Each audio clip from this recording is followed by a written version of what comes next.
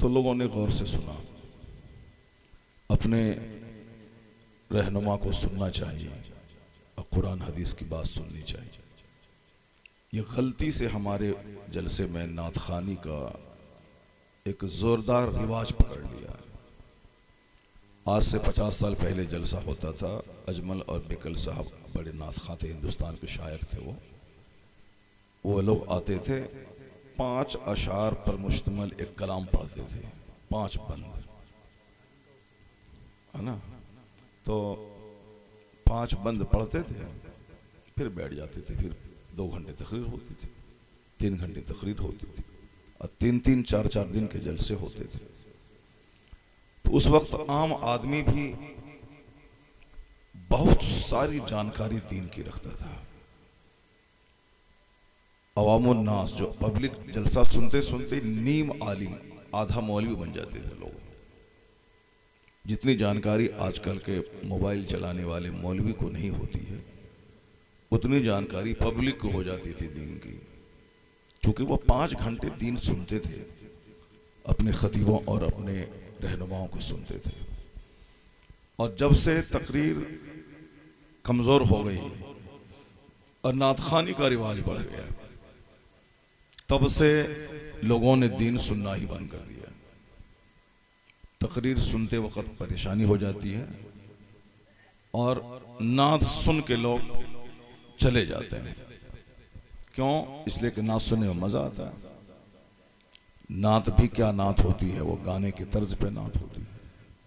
यानी जो दिल में गाना सुनने की ख्वाहिश रहती है, उसी की तकमील नात की आड़ में हो जाती है। घर में तो गाना सुनता है, अब यहां तो कोई गाना गा नहीं सकता है, और गाने के तर्ज पे नात पढ़ी जा सकती है। जो लोग पढ़ रहे हैं उनके हिसाब से कह रहा हूं, कानून ये नहीं है कि लोग उसी को सुनने आ जाते हैं, चलो मजा आ जाएगा। तो जब लेके चला जाएगा बच्चा, वो 90 साल का भी हो जाए, 30 मुस्तफ़ा की याद नहीं हो पाएगी। कुरान शरीफ की एक आयत वो याद नहीं कर पाएगा। अगर वो सिर्फ नात सुना चला गया, क्या मिलेगा उसको? हमारे बच्चे जो हुजूर की जिंदगी से नूर हासिल करके ऐसी जिंदगी गुजारी है जिनकी जिंदगी से रोशनी मिलती है। बेटा मर गया, इन्ना लिल्लाहि व इन्ना इलैहि राजिऊन, जनाजा हाजिर है, उतरे, जनाजे की नमाज पढ़ा दी। किसी ने कहा कि बाबा, बेटे के मरने के बाद बाप को कितनी तकलीफ होती है, वो तो सब जानते हैं, मगर आप पर दीन की खिदमत में कोई कमी नहीं आए। कहा हाँ, मेरे यहाँ जिस दिन कोई बच्चा पैदा होता है, उसी दिन मैं समझ लेता हूं ये मरने के लिए ही पैदा हुआ है। जब पैदा होने के दिन ही उसको मुर्दा समझ लिया, तो आज उनके मरने की खबर सुनने के बाद क्या मैं परेशान हूं। बाप से ज्यादा मुस्तफ़ा की मोहब्बत, औलाद से ज्यादा मुस्तफ़ा की मोहब्बत। अगर ये मोहब्बत पैदा हो जाएगी तो कड़ाके की सर्दी में भी नमाज होगी, घर से जनाजा निकलेगा तो भी नमाज होगी, बेटी की बारात आएगी तो भी नमाज होगी, चाहे मौसम गर्मी का हो तो भी नमाज होगी, चाहे कड़ाके की सर्दी हो तो भी नमाज होगी। इसलिए मुस्तफ़ा पे नजर जब रहेगी तो फिर ये कौम मुस्लिम तो चट्टानों से टकरा जाएगी, दुनिया के यहूद और नसारा की फौज से टकरा जाएगी। मोहम्मद इब्ने कासिम 18 साल का जवान अरब से इंडिया आया, राजा दाहिर की 2 लाख फौज से ये चंद मुट्ठी भर जवान टकरा गए। जब ये टकरा गए अल्लाह पे भरोसा करते हुए, फिर क्या हुआ? अल्लाह मदद तो अल्लाह करता है, फतह तो अल्लाह देता है, इज्जत तो अल्लाह देता है, हुकूमत तो अल्लाह देता है, हुकूमत तो अल्लाह छीनता है। अल्लाह पर मजबूत भरोसा मोहम्मद इब्ने कासिम का था। राजा ताहिर की फौज से टकरा गया, मुट्ठी भर जवान 2 लाख फौज से टकरा गए और पूरी जमा मर्दी के साथ लड़े। कहां पैदा हुए? अरब में, ताइफ में। और कहां आ गए? हिंदुस्तान के सिंध में। क्यों आ गए? यहां की एक मुसलमान बेटी ने खत लिखा था कि हमें राजा ताहिर के कैद खाने में मैं हूं, ये हम पर बुरी निगाह डालता है। एक मुसलमान बहन की फरियाद सुन ले अरब के भाई, बदन तलवे का गुस्सा सर पे आ गया, खून में आग लग गई हो जैसे। मोहम्मद इब्ने कासिम 17 साल का जवान, जवानों की एक टीम तैयार की और हुकूमत वक्त से परमिशन लिया और फिर वो पहाड़ी इलाकों से चलता हुआ सिंध आ गया। राजा ताहिर की लाखों की फौज, ये मुट्ठी भर जवान कैसे टकराए, कई दिन तक इंतजार करते रहे, कैसे हमला करे, कैसे टकराए, कैसे एक कलमा पढ़ने वाली बहन को उसके कैद खाने से आजादी दिलवाएं। ए जवान, अपनी चचेरी बहन पे बुरी निगाह डालने वाला, फुफेरी बहन पे बुरी निगाह डालने वाला, दूसरों की माँ बहन पे बुरी निगाह डालने वाला और डीएम बनने वाला दिल फेंक आशिक बन के रह गया। निगाह की हिफाजत कर देख, वो अपनी बहन नहीं थी, वो चचेरी बहन नहीं थी, वो राजा ताहिर की कैद खाने में इस्लामी रिश्ते की आम मुसलमान की बेटी थी। इनका खत पढ़ा, अरब का वो जवान वहां से मुट्ठी जान हथेली पे लेके आया सिंध, राजा ताहिर की फौज से टकरा गया। मदद तो अल्लाह की तरफ से आती है, नीयत सच्ची थी, अरब छोड़ के इंडिया आया था, जब टकरा गया अल्लाह की मदद नाजिल हुई। ऐसी नाजिल हुई, राजा ताहिर मारा गया, उसकी लाखों फौज के पांव उखड़ गए, हाथी जैसी फौज शिकस्त खा गई। मुट्ठी भर जवान को अल्लाह फतह मुबीन से नवाज दिया। वो फतह क्या मिली कि 1000 साल तक हिंदुस्तान की जमीन पे अल्लाह ने मुसलमानों को गलबा अता फरमा दिया। ये जो हिंदुस्तान की सरजमीन पे है, तो मुट्ठी भर लोग मैदान में निकलते, भरोसा अल्लाह पे होता है। सल्तनत देने वाला अल्लाह है, सल्तनत छीनने वाला अल्लाह है। और हमारा काम क्या है? वमा खलक़तुल जिन्न वल इंस इल्ला लियअबुदून। हमारा काम अल्लाह की इबादत करना है। कल 24 मई 2024 में किसकी हुकूमत बनेगी वो अल्लाह को मालूम है। अब कल अगर हम मर गए तो चले गए। ये जो अभी 2-4 घंटे बैठ के तबसरा हो रहा है, अखिलेश आएंगे, पंडित आएंगे, मायावती आएगी, आएगा आने वाला, तू जो कल मरेगा तो कब्र में फरिश्ता आएगा, क्या जवाब देगा? वहां 1000 साल तक कब्र में रहना है, क्या बोलेगा? 500 साल की मुसाफत के बराबर पुल सिरात पे कैसे गुजरेगा? नेकी बदी तौली जाएगी, नेकी है 500, बुराई है 5 करोड़, वहां कैसे कंपनसेशन होगा? पुल सिरात से कैसे गुजरेगा? जो 500 साल की मुसाफत के बराबर जहन्नम के ऊपर में पुल है, बार से ज्यादा बारीक, तलवार से ज्यादा तेज, कैसे उस पे चलेगा? अगर गिरा 10 कदम गया, सीधे जहन्नम में गिरा, सबको गुजरना पड़ेगा। तबसरा उस पे होना चाहिए जहां खरबों साल, महासंख्यों साल, जहां मौत ही नहीं है। दुनिया में तो तकलीफ बढ़ी, मौत आ गई, मुसीबत आई, मौत आ गई, घर जला, मौत आ गई, काफिर ने हमला किया, मौत आ गई। मरने के बाद की जो जिंदगी है वहां तो मौत ही नहीं है, वहां तो मौत को ज़बह कर दी जाएगी। जन्नती जन्नत में रहो, जहन्नमी जहन्नम में रहो। अब सदा जलते रहो आग में और सदा हंसते मुस्कुराते रहो बाग में। असल इज्जत वहां की, असल आराम वहां का, असल तकलीफ वहां की। इसलिए गौसे आजम के सिलसिले के बुजुर्ग कहते हैं, एक बात गिरह बांध के रख ले कि कोई दुनिया का आराम जन्नत से बढ़ के नहीं है। जन्नत की जमीन हीरे जवाहरात की, जन्नत का मकान सोने चांदी की ईंट से बना हुआ, उस ईंट को मुश्क और कस्तूरी के कारे पे जोड़ा गया होगा।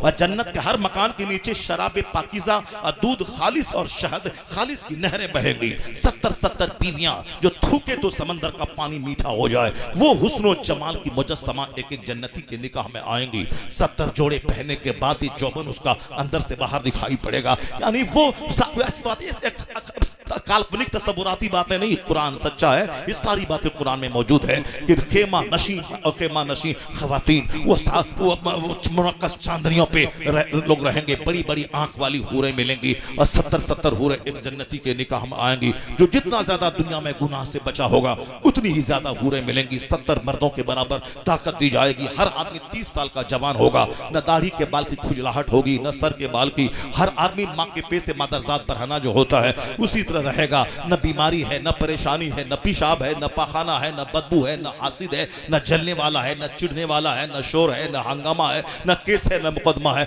दुनिया में तो आज सुख कल दुख, आज गर्मी कल बारिश, आज अच्छा तारीफ करने वाला कल दुश्मनी गर्दन काटने वाला। जन्नत में कोई गम कोई टेंशन नहीं है, असल में आराम वहां का। ये सारे काफिर जो दुनिया में प्रेसिडेंट बने, प्रधानमंत्री बने, जो बाइडन बने, नेतन्याहू बने, 1000 साल तक इसराइल का मैं हुकूमत करे, कुछ भी करे, अल्लाह ने नमरूद को हुकूमत दी, फिर जब वह बिगड़ा तो मामूली मच्छर से तड़पा तड़पा के मार दिया।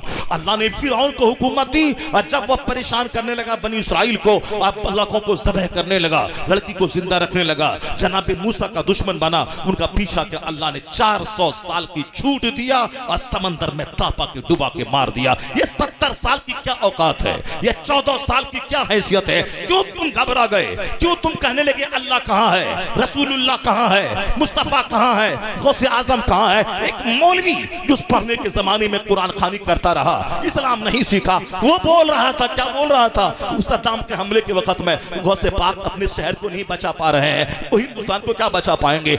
मेरे साथ पढ़ने वाला मौलवी इस तरह की बातें कर रहा है, जो इस्लाम नहीं पढ़ा है, जो कुरान नहीं पढ़ा है, जो नहीं जानता है। 400 साल फिरौन जैसे घटिया काफिर जो खुदाई का दावा करने वाला था, उसको अल्लाह ने हुकूमत दी, और जब वह मूसा अलैहिस्सलाम के पीछे पड़ा, समंदर में तड़पा तड़पा के डुबा के मार दिया। पता चला 400 साल 4 सेकंड है, 14 साल 1 सेकंड है। और तुमको लगता है कि ढेर दिन हो गया।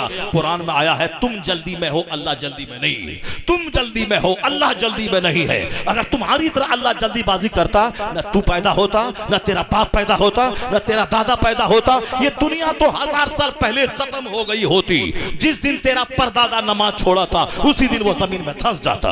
जिस दिन सामने वाला शराब पिया था, उसी दिन आसमान से पत्थर गिर जाता। अल्लाह अगर हर गुनाह की पकड़ करता तो दुनिया तो बहुत पहले खत्म हो गई होती। तो अल्लाह हलीम है, अल्लाह हिल्म वाला है, फौरी नहीं पकड़ता है, अल्लाह छूट देता है। इसीलिए हमारा बाप भी जिंदा रहा और हम भी जिंदा है, और हम गुनाह करते हैं, अल्लाह नहीं पकड़ता है। तो जो कुरान पढ़ेगा, हदीस पढ़ेगा, वो 14 साल को 1 सेकंड समझेगा, वो 40 दिन को 1 सेकंड समझेगा।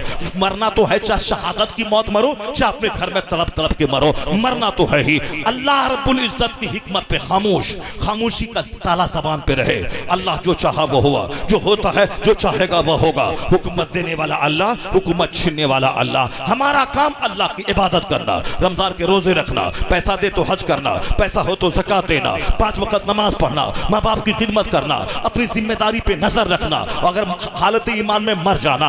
बाकी दुनिया चलाना अल्लाह का काम है। किसको हुकूमत देना है और किससे हुकूमत छीनना है, ये काम खुदा का है। हमारा काम इबादत है। तू अपना काम कर और दुनिया का चलाने का काम अल्लाह कर रहा है। तो जो अल्लाह फिरौन को सल्तनत देना जानता है, वह पानी में तड़पा के मारना भी जानता है। बस पता चला जो अल्लाह इस्राइल को अमेरिका के सहारे वह जुल्म करने वाला, वह दंडनाता, वह हाथी बन के छोड़ना जानता है, वही अल्लाह उसे गिरफ्त करके उस यहूदियों का नामो निशान मिटाना भी जानता है। यही 1400 साल की तारीख अदब से दुनिया बनी है, उस वक्त की तारीख है। आज नमरूद नहीं है, आज जनाब इब्राहिम जिंदा है, फिरौन मुर्दा है, जनाब मूसा जिंदा है। हर नमाज में 200 करोड़ मुसलमान कहता है अल्लाहुम्मा सल्ली अला मुहम्मद व अला आले मुहम्मद कमा सल्लैता अला इब्राहिम। तो नमरूद मर गया, इब्राहिम का सब्र 5000 साल के बाद ही उन्हें जिंदा रखे हुआ है। उसी तरह इस्राइल मरेगा, यहूदी मरेगा,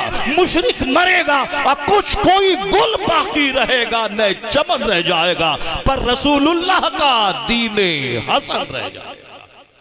अल्लाह सच्चा, अल्लाह की बात सच्ची, कुरान सच्चा, मुस्तफ़ा की बात सच्ची। मैं 2-4-10 आयतें पढ़ने वाला था ताकि जिससे रोशनी मिले, हौसला मिले। कुरान क्या कहता है, मगर चूंकि 1-2 आयत ही मैंने पढ़ी है, उसी में बहुत सारा वक्त चला गया है। इंशाअल्लाह फिर कभी मौका मिलेगा तो फिर मैं कुरान हदीस की रोशनी में आर्ट ऑफ लिविंग बताऊंगा, जीने का सलीका, रोशनी हासिल करने का सलीका। जिंदा रहिए तो गाजी बन के रहिए, मरिए तो शहीद बन के रहिए। तमन्ना दिल में रखिए कि ऐसा मौका अगर आ गया तो गर्दन रब के नाम पे कट गई तो उस मौत पे तो सारे खानदान रश्क करेंगे। वो तमन्ना रखिए, तमन्ना पालिए, बुज़दिल बन के मत रहिए, हौसला रखिए। नमाज पंजगाना वक्त की पाबंदी सिखाती है, और ज़कात देना दिल को पाकीज़गी का सलीका ज़कात सिखाती है। हज एक फौजी मोर्चा की तरह, मार्च की तरह, 40 लाख मरफात में 2 घंटे के बाद, मुज़दलिफ़ा में 2 घंटे के बाद, मिना में 2 घंटे के बाद, मक्का में फिर 2 घंटे के बाद मिना में। ये मश्क है, फौजी मश्क। नमाज, रोज़ा, हज और ज़कात जिहाद के लिए तैयार करती है, ताकि जब ऐसा वक्त पड़े कि मेरी बहन पे कोई हाथ बढ़ाए, हाथ तोड़ दे, मस्जिद पे कोई बुरी निगाह डाले, उसके डेने को तोड़ दें। ताकत रहेगी तब न तोड़ेंगे, और खुद ही जुल्म करेंगे तो जालिम का डेना कैसे तोड़ेंगे। ये नमाज, रोज़े, हज, ज़कात ये इबादत भी है, और सबसे बड़ी इबादत है जिहाद। जुल्म मिटाने, कुफ्र मिटाने, शिर्क मिटाने के लिए हौसला बुलंद हो। गुटखा खाने वाला नामर्द हो जाता है, दाढ़ी मूंढने वाला हिजड़ा हो जाता है 5-6 नस्ल के बाद, और फिर नमाज छोड़ने वाला अंदर से डैमेज हो जाता है। सूद सूद खाने वाला, आने वाली नस्लें उसकी फकीर हो जाती हैं। ज़िना करने वाला समाज से सच्ची खुशी अल्लाह छीन लेता है। अपनी नस्लों को बता दीजिए कि तुम ज़िना करने, शराब पीने, गुटखा खाने, तमाशा करने, माँ बाप को सताने के लिए पैदा हुआ। रूहानी ताकत चाहिए। रूहानी ताकत खाने से नहीं मिलती है, सिर्फ रूहानी ताकत सजदे से मिलती है, नमाज से मिलती है, जिक्र अस्कार से मिलती नहीं। देखा आपने, छोटी सी मिसाल, मोदी जी आधा घंटा बोलते हैं लाल किला से तो 5 बार पानी पीते हैं, हकलाने लगते हैं, और आपका मौलवी इस 54 ईयर्स में भी 3-3 घंटे खिताब करता है, बगैर पानी पी के खिताब करता है, और फिर वो बिल्कुल सुस्ता के मुर्दा की तरह नहीं, बोल्डली खिताब करता है। ये ताकत आती कहां से है? ये ताकत जो झूठ बोलेगा पानी पीना पड़ेगा, और जो कुरान हदीस सच बोलेगा रूहानी ताकत अल्लाह की तरफ से मिलती चली जाएगी। अल्लाह तबारक व तआला हमको और आपको सबों को रूहानी ताकत अता फरमाए। सारे नौजवानों को गुटखा बीड़ी सिगरेट छोड़कर खूब पढ़ें लिखें, डीएम बने, एसपी बने, जन्नती बने, नमाजी भी बने, माँ बाप का नाम रोशन करें, आलिमों का एहतराम करें, जलसे का एहतराम करें, कुरान हदीस फर्स्ट एंड फॉरमोस्ट पहले इसको पढ़ें, हुजूर की ज़िंदगी का मुताला करें, सरकार की हदीस पढ़ें। अल्लाह ताला आबाद रखे, शाद रखे। अगर कुछ जुमले, अगर कुछ हार्ड तल्ख ज़बान से निकल गए उसके लिए माजरत। अल्लाह ताला हमारी नस्लों को, हमारे गाँव को, दुनिया के सारे मुसलमानों को पक्का सच्चा मोहम्मदी बनने की तौफीक अता फरमाए, मुस्तफ़ा की गुलामी में जीने और मरने की तौफीक अता फरमाए। आमीन। व आखिर दाअवाना अल्हम्दुलिल्लाह।